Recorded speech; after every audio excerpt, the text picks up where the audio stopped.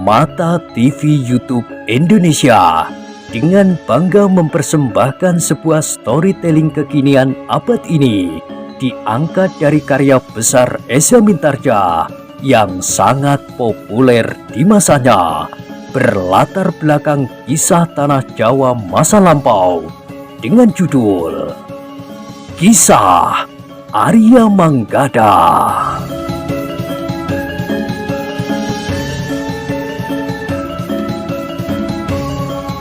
Pada kesempatan yang sangat baik ini, kita masuk pada episode yang ke-43. Selamat menikmati.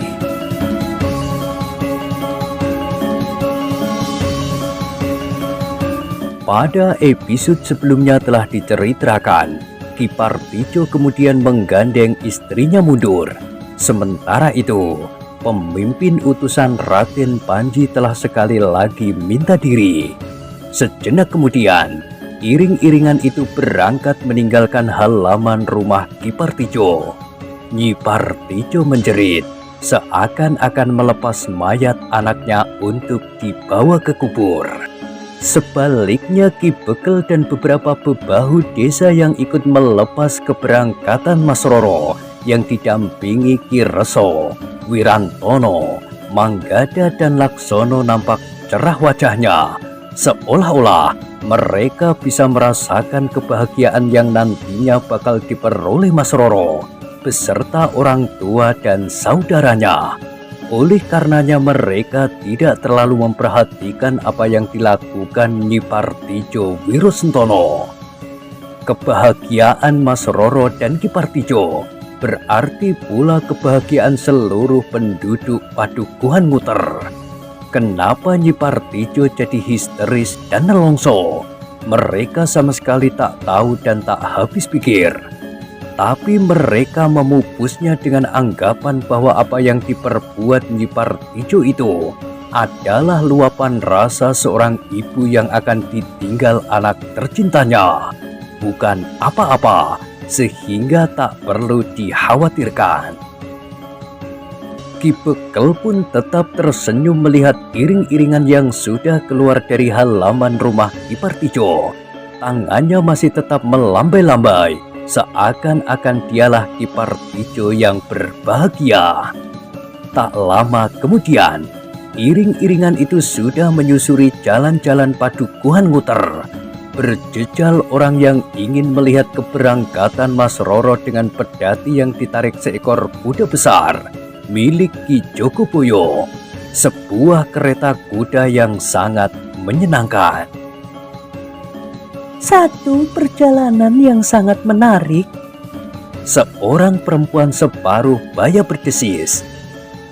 Sebentar lagi Mas Roro akan membuat kedua orang tuanya jadi orang sangat dihormati. Selama ini, Ki Partijo adalah orang yang baik. Anak-anaknya juga baik dan cukup ramah. Mudah-mudahan kelak mereka tidak berubah.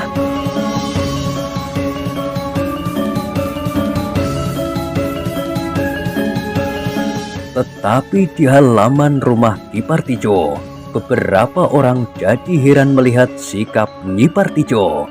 Namun mereka hanya menduga perempuan itu sangat mengasihi anaknya, sehingga merasa segan melepaskannya. Meski untuk menjalani masa yang harus dijalani setiap orang, perkawinan. Demikianlah iring-iringan itu berjalan agak lebih cepat. Meski tak dapat berpacu dengan kuda-kuda lepas, tapi karena itu tidak merambat sebagaimana pedati yang ditarik seekor lembu. Ketika matahari naik, mereka sudah berada di Bulak Panjang. Orang-orang yang kebetulan ada di sawah berlari-lari melintasi pematang menuju jalan untuk melihat apa yang sebenarnya lewat. Beberapa di antara mereka memang tahu bahwa hari itu Mas Roro telah dijemput oleh utusan bakal suaminya, Raden Panji Prangpranoto, seorang berkedudukan tinggi. Iring-iringan itu berjalan terus. Wirantono, Manggada dan Laksono berada tepat di belakang kereta kuda yang ditumpangi Mas Roro. yang duduk di dalam kereta sambil menunduk, seakan-akan tidak lagi tertarik pada apapun di sekitarnya. Mas Roro tidak lagi ingin melihat sawah yang menghijau atau perbukitan yang kemerah-merahan yang disirami sinar matahari pagi. Di bagian depan kereta duduk dua orang yang saling berdiam diri. Keduanya adalah Sais dan pembantunya. Di sisi pedati itu terikat seekor kuda cadangan jika kuda penarik pedati letih. Ki Reso berada paling depan bersama pemimpin utusan Raden Panji yang memimpin utusan Raden Panji yang menjemput Mas Roro. Sebab Ki Reso adalah wakil Ki Partijo untuk menyerahkan Mas Roro pada keluarga Raden Panji Prangpranoto.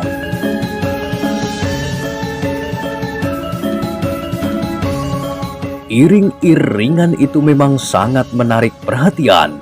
Tiap melewati padukuhan, selalu ada yang bertanya siapakah yang sebenarnya lewat, dan mereka berjejal di sepanjang jalan. Menjelang matahari menggapai puncak langit, panasnya mulai menyengat kulit. Untunglah pedati Ki Joko Boyo dilengkapi atap dari anyaman bambu sehingga Mas Roro tidak mengalami cubitan matahari. Namun demikian, keringat membasahi seluruh tubuhnya. Bukan saja karena udara yang panas, tapi juga karena kegelisahan yang mencekam. Beberapa saat kemudian, iring-iringan itu telah mendekati jalan yang menyusup di celah-celah bukit kecil di sebelah kanan dan kiri jalan. Hutan kecil menyelimuti kedua bukit itu, sehingga rasa-rasanya iring-iringan itu akan memasuki satu daerah yang jarang dilalui orang, meskipun jalan itu merupakan satu-satunya jalan menuju ke rumah Raden Panji Prangpranoto. Yang tidak diduga oleh iring-iringan itu adalah bahwa di bukit sebelah kiri sekelompok orang telah menunggu. Bahkan beberapa di antara mereka rasa-rasanya sudah tidak sabar lagi, sehingga di panasnya matahari siang mereka berdiri mengamati jalan. Namun orang-orang itu sempat mengumpat-umpat. Matahari semakin panas, tapi iring-iringan itu belum nampak pula. Kawan-kawannya yang berlindung di bawah rimbunya pepohonan sempat mentertawakannya. Seorang yang bertubuh gemuk dengan perut besar berkata, "Sudahlah, mereka tidak akan lolos dari tangan kita. Tunggulah dengan tenang di sini." "Setan kau!" geram seorang yang bertubuh tinggi berkumis lebat. "Bagaimana jika mereka merubah rencana mereka?" "Tidak, mereka tidak akan merubah rencana," jawab orang yang bermata seperti mata burung hantu. Mereka pun terdiam, sementara matahari menjadi semakin tinggi. Tapi tiba-tiba saja orang yang berdiri di atas sebungkah batu padas berkata lantang, "Itulah, iring-iringan itu mulai nampak." Yang bertubuh gemuk tertawa. "Hahaha. Nah, kau yakin sekarang?" "Tutup mulutmu," geram yang berkumis lebat. Orang-orang itu segera menempatkan dirinya sesuai perintah sambil menunggu iring-iringan sampai. Namun pemimpin dari kelompok itu bertanya, "Berapa orang bersama kita sekarang?" "20 orang," sahut orang yang bertubuh tinggi berkumis lebat itu. "Sudah jauh dari cukup," sahut orang yang bertubuh gemuk. "Menurut perhitunganku, 10 orang saja sudah cukup."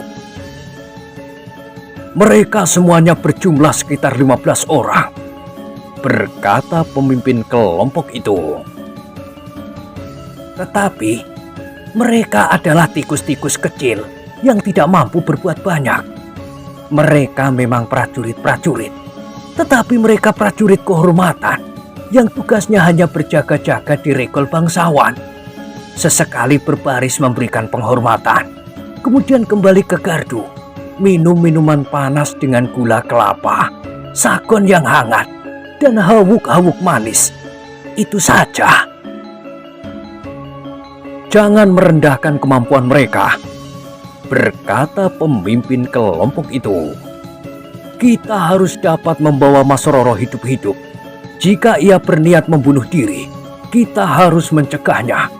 Sementara itu harta kekayaan, emas dan perhiasan yang ada dan dipakai oleh Mas Roro atau dibawa oleh iring-iringan itu menjadi milik kita selain upah yang akan kita terima.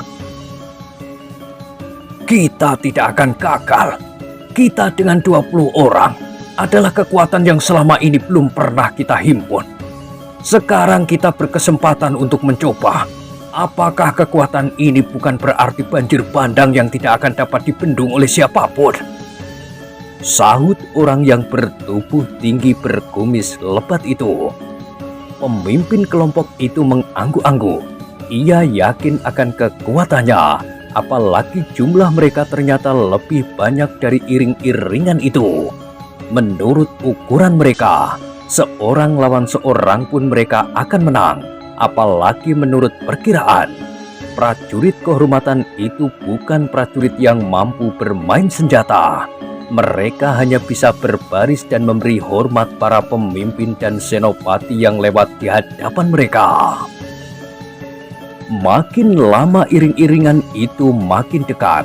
20 orang yang menunggu itu telah bersembunyi di balik bebatuan, gumpalan-gumpalan padas, rimbunnya gerumbul-gerumbul perdu di lereng bukit dan semak-semak. Di sepanjang perjalanan, Ki Reso lebih banyak bicara pada pemimpin utusan Raden Panji. Dengan ramah diceritakannya lingkungan yang mereka lewati. Nama-nama padukuhan, perbukitan dan sungai-sungai yang mengalir di tengah-tengah persawahan. Bahkan sungai-sungai yang kecil sekalipun juga diceritakannya pula. Termasuk kebiasaan sungai-sungai itu pada musim basah maupun kering. Pemimpin pasukan utusan Raden Panji itu tidak ingin mengecewakan Ki Reso yang begitu ramah. Sesekali terdengar suara tawanya. Namun dengan demikian, pimpinan utusan itu tidak sempat memperhatikan jalan di hadapannya.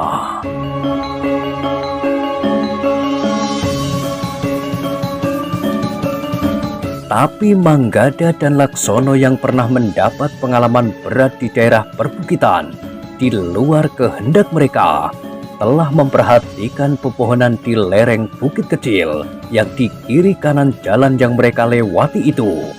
Naluri mereka sebagai pengembara telah memperingatkan mereka bahwa celah-celah bukit itu adalah lingkungan yang berbahaya. Keduanya ternyata telah melihat sesuatu. Mereka melihat ujung batang ilalang bergerak-gerak, bukan oleh angin, karena geraknya tidak merata. Demikian pula pada gerumbul perdu liar. Ketika Manggada menggabit Laksono, sebelum mengatakan sesuatu, Laksonolah yang justru berdesis. Angin yang aneh? Iya, sahut Manggada. Apa yang kalian katakan? Bertanya Wirantono. Ada yang kurang wajar di balik semak-semak di lereng bukit kecil itu, desis Manggada. Wirantono coba memperhatikannya. Tapi ketajaman penglihatan dan Panggraitonya tidak setajam Manggada dan Laksono.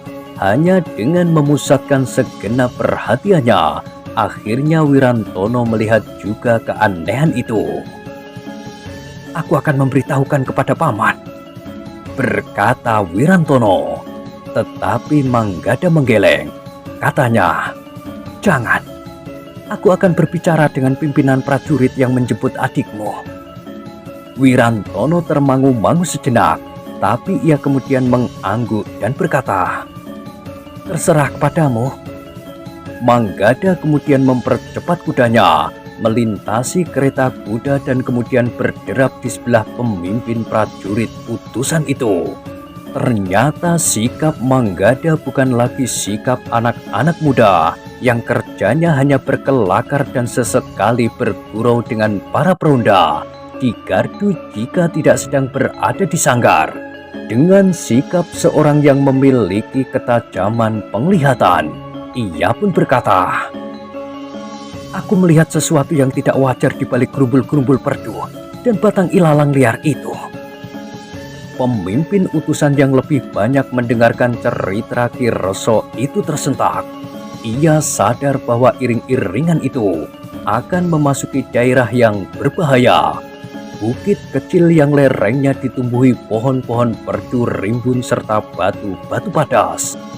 Namun Ki Reso yang juga terkejut mendengar laporan Manggada itu memotong hampir di luar sadarnya. "Kau jangan mengigau, anak iblis.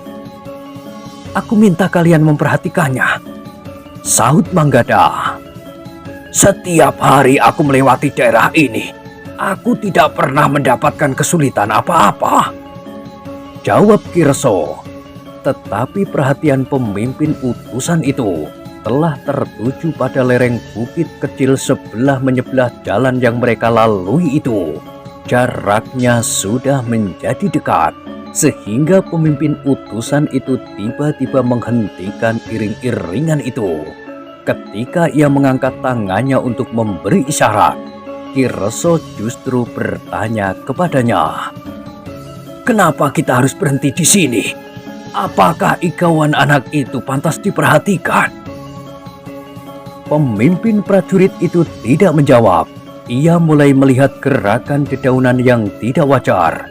Apalagi orang-orang yang bersembunyi di balik dedaunan itu telah mengumpat-umpat karena iring-iringan itu berhenti. Dengan demikian guncangan tubuhnya telah menggerakkan dedaunan tempat mereka berlindung. "Ki Reso," berkata pemimpin utusan itu, "aku minta Ki Reso memperhatikan dengan sungguh-sungguh." Ki Reso termangu-mangu sejenak. Ia kemudian melihat juga getar dedaunan, bukan karena angin. Tetapi Ki Reso kemudian bertanya, "Tetapi, bukankah kemarin iring-iringan ini juga melewati jalan itu?" "Iya, tapi ketika kami datang, kami tidak membawa barang-barang berharga, karena barang-barang itu telah lebih dulu sampai dan kemudian sekelompok orang telah berusaha merampoknya. Agaknya orang-orang itu terlambat mengetahuinya. Saat ini, mereka tentu menyangka barang-barang itu dipakai oleh Mas Roro, sehingga mereka berusaha untuk merampasnya," berkata pemimpin prajurit itu. Ki Reso termangu-mangu, wajahnya menjadi tegang, sehingga tidak sesadarnya ia menggeram. Pemimpin prajurit itu melihat betapa jantung Ki Reso bergejolak. Karena itu ia berkata, "Sebaiknya kita jangan kehilangan pegangan. Kita hadapi segalanya dengan kekuatan dan penalaran jernih. Jika kita mata gelap, kita akan kehilangan beberapa kemungkinan terbaik yang dapat kita lakukan." "Setan itu harus dihancurkan sampai lumat," geram Ki Reso. "Kita belum tahu kekuatan mereka. Karena itu, kita harus berhati-hati," kata pemimpin utusan itu. Beberapa saat iring-iringan itu tidak bergerak, sementara Wirantono mendekati adiknya yang mulai ketakutan. Tapi Mas Roro masih saja menunduk dalam-dalam. Laksono kemudian berdesis kepada Wirantono, "Jaga adikmu baik-baik. Mungkin akan ada usaha menculiknya. Dengan menguasai adikmu, orang-orang itu akan dapat minta tebusan sebanyak-banyaknya pada Raden Panji." Wirantono mengangguk. Tiba-tiba giginya jadi gemeretak. Katanya, "Inilah agaknya yang menggelitik aku untuk ikut dalam iring-iringan ini." Sementara itu, kedua orang yang duduk di pedati itu telah memutar pedangnya dan meletakkannya di pangkuan mereka. Sementara itu, seorang di antaranya telah meraih cambuk yang besar, yang sebelumnya hanya merupakan hiasan saja di bagian depan keretanya. Seluruh kekuatan yang mengawal Mas Roro telah mempersiapkan diri menghadapi segala kemungkinan. Pemimpin utusan itu telah menepuk pundak Manggada sambil berkata, "Terima kasih anak muda. Ternyata kelebihanmu tidak hanya sekedar membunuh seekor harimau, tetapi kau memiliki ketajaman penglihatan melampaui seorang prajurit. Karena kaulah yang pertama kali sempat melihatnya, meskipun aku membawa sekelompok prajurit." Manggada tidak menjawab, tetapi tatapan matanya tidak lepas dari lereng bukit kecil yang sudah terlalu dekat di depannya. Sebenarnya lah bahwa beberapa orang prajurit telah mempersiapkan senjata jarak jauh mereka. Beberapa orang dengan tangkasnya telah menarik busur yang semula terselip dalam endong yang tergantung pada ikat pinggang para prajurit itu, siap untuk dipasang di busurnya. Wajah Ki Reso yang menjadi tegang dan kemerah-merahan itu bagaikan tersentuh lidah api. Giginya gemeretak dan sesekali terdengar geramnya yang garang. "Kita akan menyerang mereka," berkata Ki Reso. "Jangan tergesa-gesa," berkata pemimpin prajurit itu. "Mereka mempunyai landasan yang jauh lebih baik dari kita. Kita membawa perempuan yang harus mendapat perlindungan khusus. Perempuan itu adalah Mas Roro, bakal istri Raden Panji." "Jadi kita akan menunggu di sini?" bertanya Ki Reso. "Kita akan melakukan satu gerakan yang pantas bagi gerakan prajurit," berkata pemimpin utusan itu. Prajurit itu kemudian berdesis kepada Manggada. "Kau dan adikmu serta Wirantono sebaiknya menjaga Mas Roro. Kami akan bergerak maju." Manggada mengangguk-angguk. Ia sadar bahwa tugas itu adalah tugas yang sangat berat. Tetapi nampaknya pemimpin prajurit itu memiliki kepercayaan penuh kepadanya. "Ki Reso," berkata pemimpin utusan itu, "kita akan bergerak maju." Tetapi jawab Ki Reso, "Aku tidak sampai hati untuk meninggalkan anakku dalam keadaan seperti ini. Sebaiknya kita bergerak bersama-sama dan tidak meninggalkan Mas Roro di sini." "Itu berbahaya sekali," berkata pemimpin prajurit itu. "Kita percayakan Mas Roro kepada beberapa orang yang memiliki kemampuan untuk menjaganya. Sementara itu kita akan melihat suasana. Jika kita harus bergerak mundur, maka kita akan bertempur di sini, tidak di celah-celah itu." Ki Reso menjadi termangu-mangu sejenak, namun kemudian katanya, "Jika kalian akan menyongsong mereka, biarlah aku membantu menjaga Mas Roro di sini. Aku tidak sampai hati meninggalkannya hanya ditunggui anak-anak." Pemimpin pasukan itu menjadi ragu-ragu, tapi kemudian katanya, "Baiklah, memang tugas kami menghadapi orang-orang yang mencekat itu. Jika Ki Reso ingin tetap di sini untuk ikut menjaga Mas Roro, silakan. Kami mengucapkan terima kasih." Dengan demikian pemimpin prajurit yang mengawal Mas Roro itu, termasuk dua utusan yang lebih dulu datang ke rumah Ki Partijo, bersiap menyongsong lawan. Mereka turun dari kuda dan mengikatkannya pada batang-batang pohon atau perdu yang tumbuh di pinggir jalan. Dengan isyarat, pemimpin prajurit itu memerintahkan para prajurit bergerak. Beberapa orang bahkan telah menyiapkan busur lengkap dengan anak panah yang siap diluncurkan. Tapi pemimpin prajurit itu memberi isyarat bahwa mereka tidak maju lewat jalan yang menembus celah-celah bukit kecil itu. Pemimpin prajurit itu mengisyaratkan agar para prajurit berpencar. Dengan demikian, mereka bisa mengecoh para pencegat sambil memecahkan konsentrasi mereka. Tanpa perbuatan semacam itu, mereka bisa terdesak dalam waktu singkat, sebab mereka belum mengetahui kekuatan para pencegat tersebut. Untuk memberi semangat kepada para bawahannya, pimpinan prajurit tersebut juga ikut terjun ke gelanggang, sehingga dia bisa langsung mengawasi dan mengkomando bawahannya bila nanti terdesak.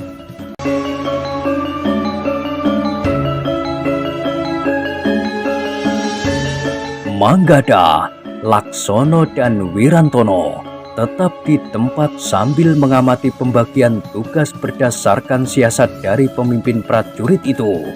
Kendati ada perasaan untuk ikut bersama prajurit itu mendahului menyerbu para pencegat, namun mereka sadar bahwa sasaran utama gerombolan yang akan mencegat iring-iringan itu adalah Mas Roro.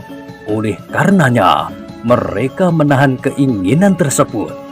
Calon istri Raden Panji Prangpranoto lebih penting dijaga keselamatannya. Namun sebelum meninggalkan kereta Mas Roro, pemimpin prajurit itu sempat berbisik di telinga Manggada tanpa terdengar orang lain. Hati-hati, dalam keadaan seperti ini, kita pantas mencurigai siapa saja. Manggada tidak begitu mengerti pesan itu, tapi ia mencoba untuk memahaminya. Ketika para prajurit mendekati bukit, Manggada telah berada di sebelah kereta Mas Roro. Laksono dan Wirantono pun telah siap menghadapi segala kemungkinan. Sedang di depan kereta itu, Ki Reso telah turun dari kudanya dan mengamati para prajurit dengan seksama. Kedua orang yang dikirim Ki Jogoboyo mula-mula tetap duduk di atas kereta, meski senjata sudah mereka siapkan. Namun akhirnya, kedua orang itu turun juga, tapi tidak beranjak lebih 2 langkah dari kereta mereka.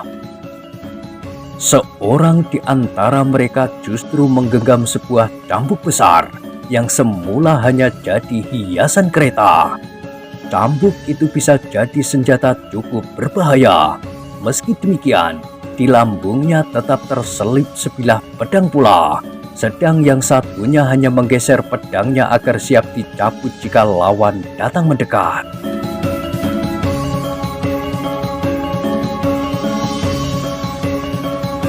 Orang-orang yang bersembunyi di belakang gerumbul-gerumbul liar mengumpat habis-habisan melihat sikap para prajurit. Mereka akhirnya menyadari bahwa prajurit-prajurit itu ternyata bukan sekedar prajurit kehormatan yang hanya bisa berdiri di sebelah rekol jika ada tamu terhormat datang ke rumah Raden Panji. Mereka benar-benar prajurit yang siap bertempur. Apalagi ketika prajurit-prajurit itu kemudian menebar dan siap memanjat bukit. Separuh dari mereka di sebelah kiri jalan, sebagian lagi di sebelah kanan. Pemimpin penghadang Mas Roro itu kemudian meneriakkan aba-aba untuk menyerang para prajurit yang mulai memanjat. Tapi para prajurit itu sudah siap. Untuk menahan arus serangan, para prajurit yang membawa busur dan anak panah telah menyerang mereka, sehingga orang-orang liar itu terpaksa berhenti untuk menghindar atau menangkis anak-anak panah yang melesat bagai angin itu. Dengan demikian pemimpin prajurit sempat menilai lawan-lawannya. Ternyata mereka orang-orang yang memiliki kemampuan dan pengalaman bermain senjata. Anak panah yang dilontarkan para prajurit tidak ada yang langsung dapat menghentikan seorang pun di antara mereka. 2 orang memang terluka lengannya, tapi sama sekali tidak berarti darah yang menitik satu-satu tidak dihiraukannya. Tapi para prajurit itu benar-benar telah siap. Mereka jadi makin berhati-hati setelah mereka menyadari keadaan lawan. Ketika orang-orang itu menyerang makin dekat dan busur serta anak panah tak menguntungkan lagi, mereka mencabut senjatanya masing-masing. Ada yang pakai pedang, ada yang pakai tombak pendek. Sementara senjata lawan-lawan mereka wujudnya cukup mengerikan dan mendirikan bulu tengkuk. Ada yang membawa bindi, tombak bertaji di sebelah mata tombaknya, atau canggah bertangkai pendek. Ada pula yang membawa kapak bertangkai panjang atau jenis-jenis senjata lainnya. Para prajurit memang harus benar-benar mengerahkan segenap kemampuannya untuk melawan orang-orang itu yang menurut pengamatan para prajurit merupakan gerombolan perampok yang sudah berpengalaman.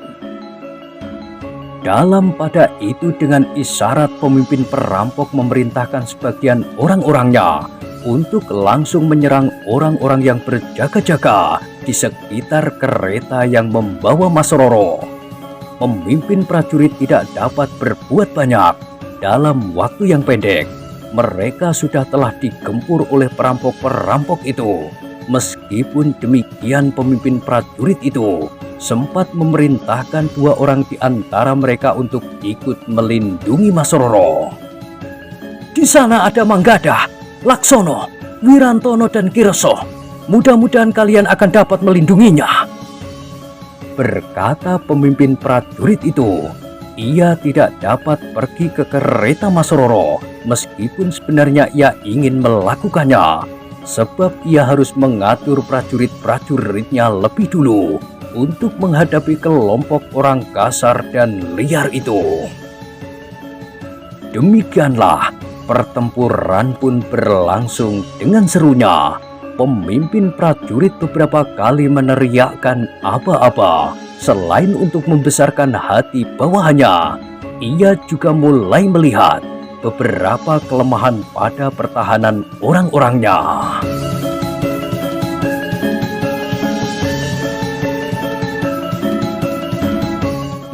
Nah, bagaimanakah kisah selanjutnya? Silahkan ikuti terus kisah Arya Manggada pada episode berikutnya. Sampai jumpa.